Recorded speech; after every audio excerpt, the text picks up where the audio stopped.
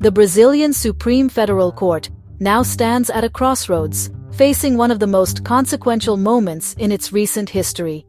The eyes of the nation, and indeed, the world, are fixed on Brasilia, where the highest court is called upon to uphold the very foundations of justice and democracy. In a case that has gripped the public's attention, the justices are judging two individuals accused of plotting a chilling crime, the kidnapping and murder of Justice Alexandre de Moraes.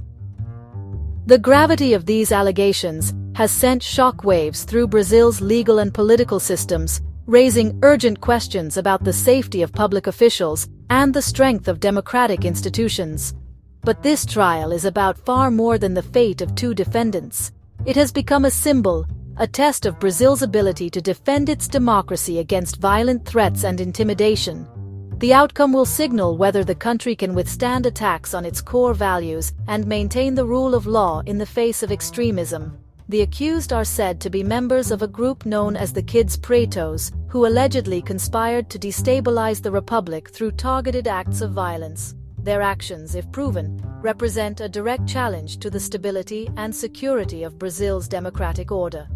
As the justices deliberate and cast their votes, their decision will echo far beyond the walls of the courtroom. They are sending a powerful message about the resilience of Brazil's institutions and the unwavering commitment to justice, even under threat. The verdict will not only determine the fate of the accused, but also shape public trust in the judiciary and influence how the nation responds to future acts of anti-democratic extremism. Citizens across Brazil are watching closely, aware that the implications of this case reach into the heart of their society. To truly understand the significance of this trial is to understand the challenges and threats facing Brazil's democracy today, and the enduring importance of defending it for generations to come. At the center are two men from the so-called Pretos, a group reportedly made up of military personnel. Investigators uncovered messages showing a structured, disciplined network planning violent action, not just venting political anger. The group's alleged goal: overthrow the government and target key officials, including Supreme Court justices. Evidence from seized devices revealed concrete steps: surveillance, intelligence gathering, and operational planning. Their military ties raise concerns about extremist infiltration in state security. The STF isn't just judging individuals, but confronting an ideology that threatens the state itself. This trial draws the line between legitimate dissent and seditious conspiracy. The prosecution alleges a chilling, methodical plot that sent shockwaves through the nation's legal and political circles. According to investigators, this was not a crime of passion or a spontaneous act, but a carefully orchestrated conspiracy, planned over weeks, if not months, with precision and intent. The target: Supreme Court Justice Moraes, a prominent figure known for his rulings on high-profile cases. The alleged plan was to kidnap and murder him, striking at the very heart of Brazil's judiciary. Surveillance was extensive. The group reportedly tracked Justice Moraes and his family, monitoring their routines, movements, and security details. They sought out vulnerabilities, mapping out possible escape routes and weak points, all while blending into the city's daily life. The attack was scheduled for November 15th, Republic Day, a date chosen for its national significance. By selecting this symbolic day, the conspirators aimed to send a violent, unmistakable message, a direct challenge to Brazil's democratic order and the rule of law. Their intent was to create fear and uncertainty at a time of national pride. But the plan didn't stop with one justice. Evidence suggests the group intended to target other authorities as well, hinting at a broader strategy to paralyze government leadership and disrupt the functioning of key institutions. Investigators uncovered a trove of digital evidence, encrypted messages, detailed discussions about logistics, weapons procurement, and ideological motivations. These digital footprints form the backbone of the prosecution's case, revealing the depth and seriousness of the conspiracy. The group's intent was clear: to destabilize the republic through targeted violence, using fear as a weapon to undermine public trust in democratic institutions.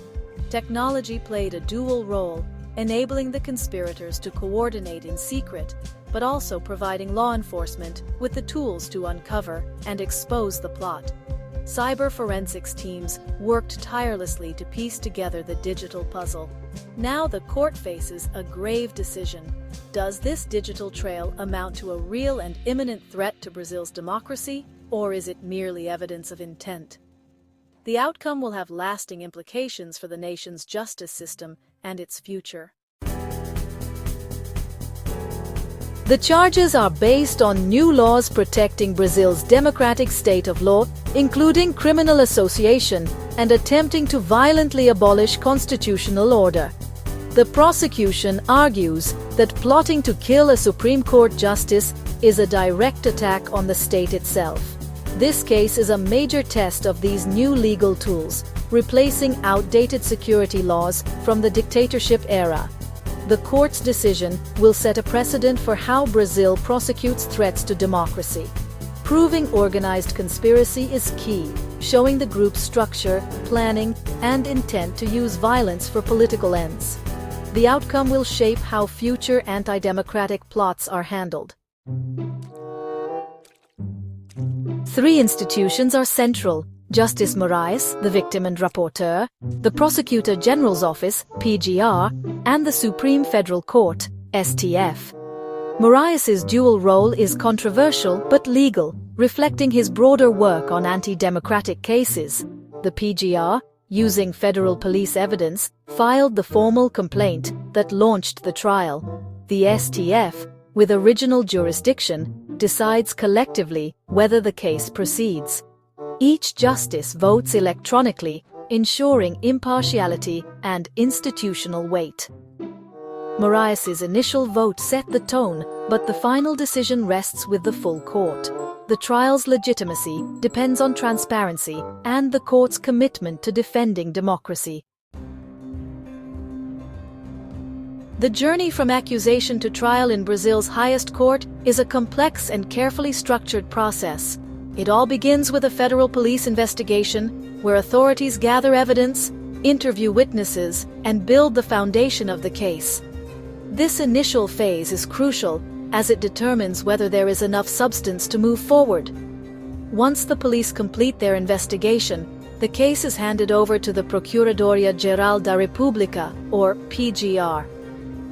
Here, federal prosecutors meticulously review the evidence, analyze legal arguments, and decide whether to file a formal accusation. This step ensures that only cases with substantial evidence reach the next stage. The Supreme Federal Court, or STF, then takes center stage. The justices must carefully examine the accusation and supporting evidence to determine if the case should proceed. If they find the evidence compelling, the accused are formally designated as defendants and the case advances. Justice Alexandre de Moraes, acting as rapporteur, plays a pivotal role by leading the initial vote on whether to accept the charges. His analysis and recommendation often set the tone for the court's deliberations. If the charges are accepted, the trial moves into the instruction phase. During this stage, both sides present evidence, witnesses are called to testify, and the facts of the case are thoroughly examined in open court. The prosecution and defense each have the opportunity to argue their case, challenge evidence, and question witnesses. This adversarial process is designed to ensure that every relevant fact is brought to light. Throughout the proceedings, the process remains adversarial, guaranteeing the right to a fair trial and full defense for the accused. The justices listen to all arguments before reaching a decision. After all evidence is weighed and arguments are heard, the justices deliberate and cast their votes to determine guilt or innocence. Their decision is based solely on the facts and the law. If a conviction is reached, the court proceeds to sentencing, outlining the penalties and consequences for those found guilty. This methodical and transparent process demonstrates the strength of Brazil's rule of law, even when facing cases that pose an extreme threat to democracy and public order. This trial is part of a broader crisis. Years of attacks on Brazil's democratic institutions have fueled radicalization. Disinformation and hostile rhetoric have targeted the judiciary, eroding public trust and encouraging violence. The Kids Pretos plot is the culmination of this climate, where words turned into a plan for assassination. Undermining institutions is a deliberate strategy to weaken democracy and embolden extremists. The STF's response is both self-defense and a stand for the rule of law. The case is a stark reminder. Democracy's survival depends on defending its institutions from violence and intimidation.